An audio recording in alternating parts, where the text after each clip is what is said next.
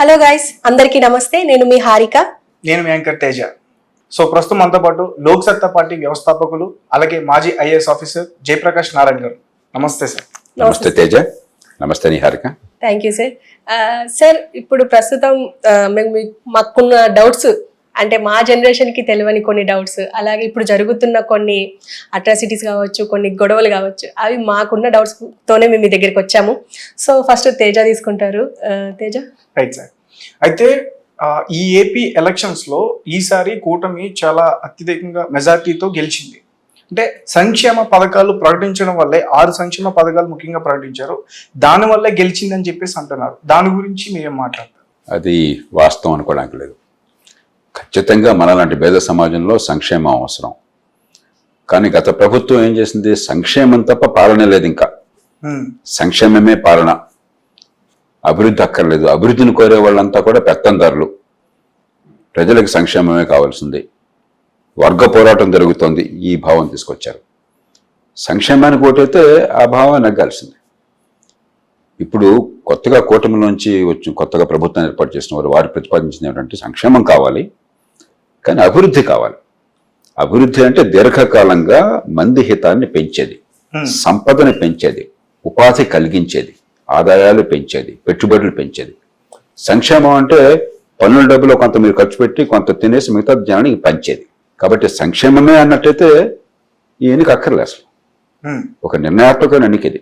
సంక్షేమం కావాలి, అది చాలదు, అభివృద్ధి కావాలి. దీర్ఘకాలంలో ఆదాయాలు పెరగకపోతే, పేద ప్రజలు తమ కాళ్ళ మీద తాము నిలబడకపోయినట్టయితే, ఉపాధి అందకపోయినట్టయితే, అభివృద్ధి జరగకపోతే, పెట్టుబడులు లేకపోతే పేదరికం కొనసాగుతుంది. ఎల్లకాలం పుచ్చుకునే చేతులుగా ఉంటారు. కాబట్టి ఇది సంక్షేమం వల్ల గెలిచారంటే పొరపాటు అవుతుంది.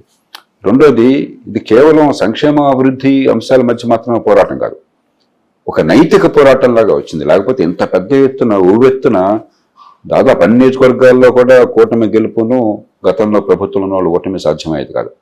ఒక మోరల్ అప్సర్జ్. ఎందుకంటే మన దేశంలో చట్టబద్ధ పాలన లేదు, చట్టం ఉన్నవాడికి చుట్టంగా అయిపోయింది.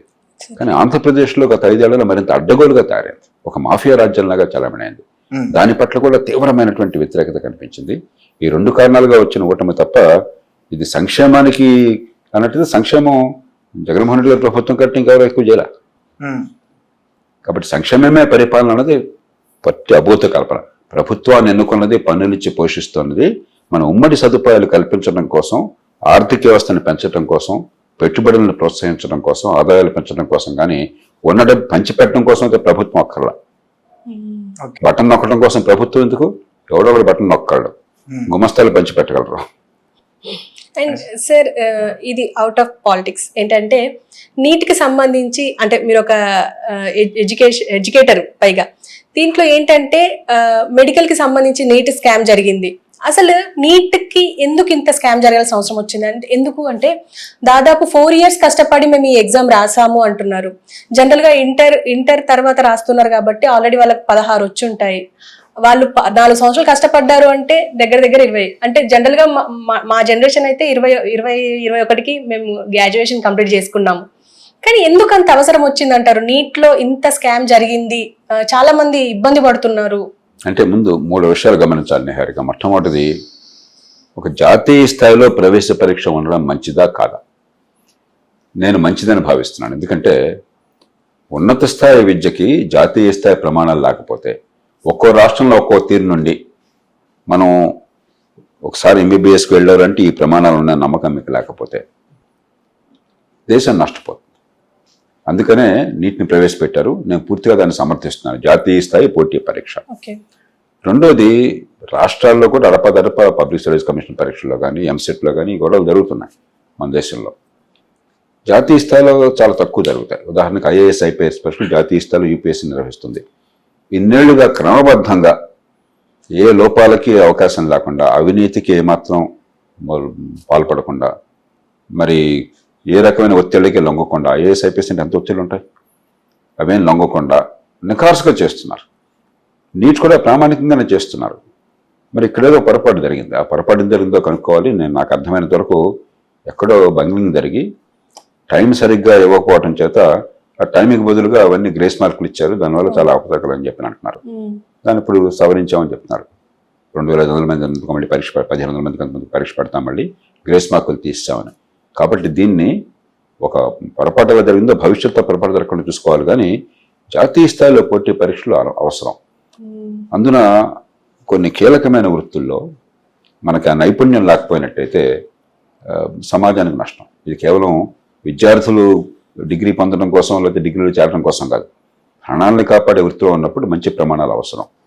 మన దేశంలోనేమో తల్లిదండ్రులకి కొన్ని వృత్తులే కంటి కానుతున్నాయి. ఈ మధ్య కొంచెం మారుతోంది, కానీ ఎంతసేపటికి మొట్టమొదటి ఆలోచించేది ఎంబీబీఎస్, ఆ తర్వాత కొంచెం ఇంజనీరింగ్, అది కూడా ఐఐటీల్లో మరో చోట, ఇలా తప్ప ఇంకోటి ఆలోచించట్లా.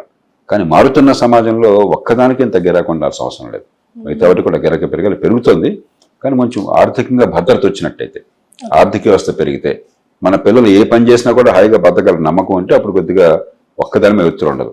ఇవాళ నీట్ లాంటి పరీక్షల మీద బాగా ఒత్తిడి అనమాట వాస్తవం. ఐఐటీలు చేరాలని చెప్పను, ఎంబీబీఎస్లో చేరడానికి నీట్ అన్న ఒత్తిడి అనమాట వాస్తవమేను. కాలక్రమేణా రెండు చేయాలి. ఒకటి, చాలా రకాల వృత్తులు ఉపాధులు కలగాలి, ఆర్థిక వ్యవస్థ పెరిగి మనకు పనికొచ్చేది, గౌరవప్రదమైనది, సమాజంలో అందరి ప్రయోజనాలు నెరవేర్చేది ఏ పనైనా కూడా మంచిది. కొన్ని గొప్పవి కొన్ని తక్కువ అనుభవం వదిలేసేయాలి. రెండోది, ఈ పరీక్షల్లో ఒత్తిడి కంటే వాళ్ళ అవగాహనని, వాళ్ళని నాలెడ్జ్ ఎలా ఉపయోగిస్తారని దాన్ని పరిశీలించి ఏర్పడుకోవాలి. బట్టి పట్టడం, కాపీ కొట్టడం కాకుండా. అప్పుడు క్రమక్రమంగా ఈ ఒత్తిడి కూడా తగ్గుతాయి. అండ్ ఇందులోనే రాజస్థాన్లో కోటా అనే ప్రదేశంలో కూడా చాలా మంది పిల్లలు సూసైడ్ చేసుకున్నారు అని చెప్పేసి కూడా వినిపిస్తూ ఉంటది. అందుకనే ఏమవుతుందంటే, తల్లిదండ్రులు పిల్లల ఆసక్తిని గురించి పట్టించుకోకుండా వాళ్ళకి ఆశలు ఉంటాయి. నా ఆశల్ని మీ ద్వారా తీర్చుకోవాలని మేము అనుకుంటాం. నేను కోరిన కళలు ఉంటాయి, ఏదో నా కళలు నాకు నెరవేరకపోతే మీ ద్వారా నెరవేర్చాలనుకుంటాం. మన దేశంలో తల్లిదండ్రులు పిల్లల్ని ప్రేమించినంతగా, ప్రాణం ఇచ్చేటంతగా ఇంకెక్కడ ఉండదు. అదే సమయంలో పిల్లలు బాగా ఎదగాలన్న కోరికతో వాళ్ళ ఆసక్తిని పట్టించుకుంటే ఒత్తిడి కూడా తీసుకొస్తున్నారు. తల్లిదండ్రులందరికీ నేను మనవి చేసేది ఏంటంటే, పిల్లలకి ఆసక్తి ఏది ఉంటే, ఏది ఇష్టమైతే ఆ ఇష్టమైన పని చేస్తే కష్టం ఉండదు, ఒత్తిడి ఉండదు, సంతోషంగా చేస్తారు. వాళ్ళకి ఇష్టం లేనిది తల్లిదండ్రులు చెప్పారని బలవంతంగా చేస్తే, అది నేర్చుకునే ప్రయత్నం చేస్తే, అది వంట పట్టకపోవచ్చు, ఆసక్తి లేకపోవచ్చు, తల్లిదండ్రులు నిరుత్సాహపరుస్తామని చెప్పి ఒత్తిడి ఉంటుంది, మానసిక సంఘర్షణ ఉంటుంది.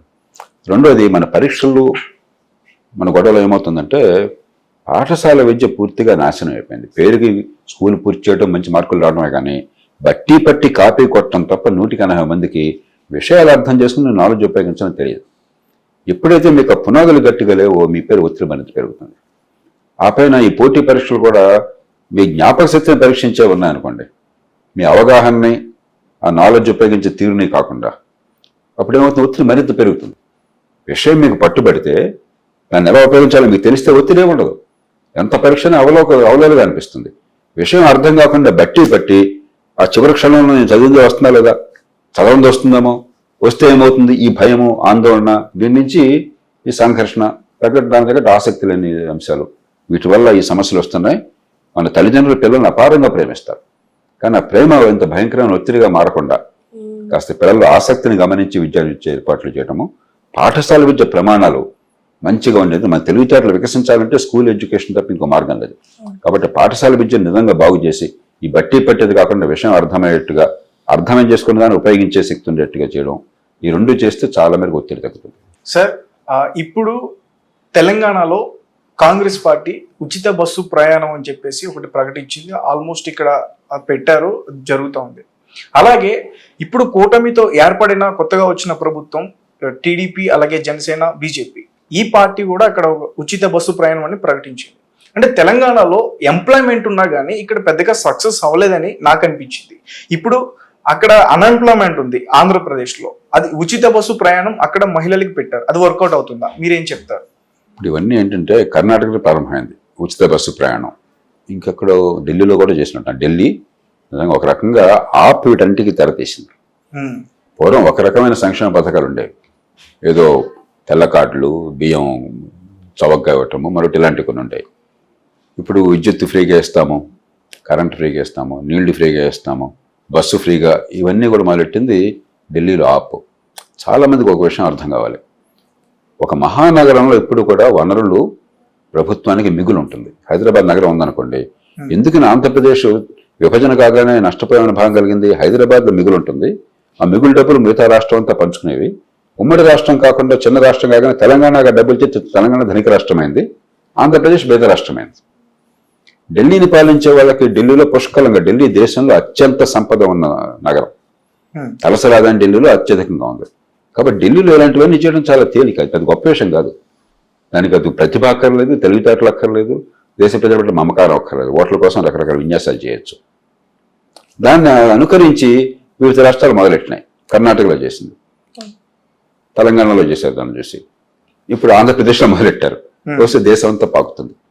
అంచేత నేను మొట్టమొదటి చెప్పేది సంక్షేమ పథకాలు అవసరం, కానీ సంక్షేమమే పరిపాలనగా అనుకున్నట్టయితే, సంక్షేమం పేరుతో అప్పుల భారాన్ని వచ్చే తలం మీద పెడితే ఏమవుతుంది, ఈవేళ మనం తినేదానికి మన పిల్లల మీద అప్పుల భారం పడుతుంది. మన కుటుంబాల్లో ఏ తల్లిదండ్రులు కూడా అప్పు చేసి పప్పు కూడా చేయమంటారు. ఒకవేళ అప్పు చేస్తే పిల్లలకు ఆస్తులు చూపెట్టాలి, ఒక స్థలమో ఇల్లు కొనాలి, వాళ్ళకి ఆస్తులు పెరగాలి. అంతేగాని నీ బతికేమైనా నాకు అభ్యంతరం లేదు, నేను మాత్రం హాయిగా కులాసాగా విలాసంగా బతుకుతాను, అప్పు చేస్తాను, తీర్చే బాధ్యత నీదని చెప్పి నీ తల్లిదండ్రులు అంటారు మన దేశంలో. మరి ప్రభుత్వాలకు ఆ హక్కు ఎట్లా ఉంది? కాబట్టి సంక్షేమం వద్దని ఎవరు అనరు. సంక్షేమం మీ రోజువారీగా ప్రభుత్వానికి వచ్చే ఆదాయానికి పరిమితం కావాలి.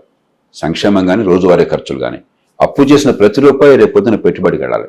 అలా చేస్తే ఏ రకమైన పథకమైనా ఓకే. ఇక ప్రత్యేకంగా ఈ రవాణా విషయం, ఒక రకంగా రవాణా రూపంలో మనకు మహిళలకు అవకాశం ఇవ్వడం మంచిది. ఎందుకంటే మన సమాజంలో మహిళల పాత్ర ఆర్థిక వ్యవస్థలో ఈ మధ్యకాలంలో తగ్గుతుంది, మళ్ళీ కొంచెం పెరుగుతుంది, కానీ ఒక 3-4 ఏళ్ల క్రితం 20% పడిపోయింది. Female participation in work force అంటారు. అంటే మహిళలు పనిచేసే వాళ్ళు ఎంతమంది ఉన్నారు అని చెప్పంటే, పనిచేసే వయసులో 20% మందే పనిచేస్తున్నారు. బయట ఇంట్లో చేస్తున్నారు, కష్టపడుతున్నారు, కానీ జీతంతో ఆదాయంతో పనిచేసే వాళ్ళు 20% మందే. సౌదీ అరేబియా కంటే తక్కువ, పాకిస్తాన్ కంటే తక్కువ. ఈ మధ్య మళ్ళీ పెరుగుతున్న ఛాయలు కనిపిస్తున్నాయి. కాబట్టి మహిళలకు కనుక ఖర్చు లేకుండా ప్రయాణాలు అని చెప్పంటే, కొంత సరదాగా విలాసాలకు వెళ్ళినా కూడా ఆర్థిక కార్యకలాపాలు కుటుంబానికి భారం అనిపించదు. కాబట్టి ఆడపిల్లని ప్రోత్సహించే అవకాశం ఉంది. కాబట్టి తప్పులేదు, కానీ ఇచ్చే తీరు వేరే రకంగా ఉండాలి. ఉదాహరణకి ఒక వౌచర్ ఇచ్చారనుకోండి, అప్పుడు ఏమవుతుందంటే పోటీ ఉంటుంది, ఆర్టీసీ కానీ మిగతా బస్సులు కానీ, అలాగే మెట్రో కానీ. ఇప్పుడు ఏమవుతుంది, ఆర్టీసీకి డబ్బులు లేకుండా పోతున్నాయి, ఎక్కిరిసి మహిళలు వెళ్ళినా కూడా, మహిళలు ఎప్పుడైతే ఆర్టీసీకి వెళ్తారో ఫ్రీ అని చెప్పని ప్రైవేట్ ట్రాన్స్పోర్ట్ అంతా కూడా వెలవెలబోతున్నాయి, ఒక డిమాండ్ లేక. చివరికి ఆ సంస్థలకు ప్రభుత్వం సహాయం డబ్బులు లేదు, అంతా గందరగోళం అవుతున్నది. అంచేత సంక్షేమ పథకాలు ఏమి ఇవ్వాలనేది ఆ రాష్ట్ర ప్రభుత్వం ఇష్టం.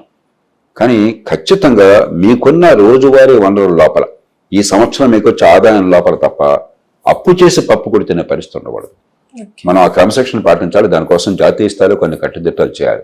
లేకపోతే కాలక్రమేణా వీళ్ళు ఓట్ల కోసం చెప్పి అప్పుల భారాన్ని పెంచి మన పిల్లల నడ్డి వరకు కొట్టేస్తారు.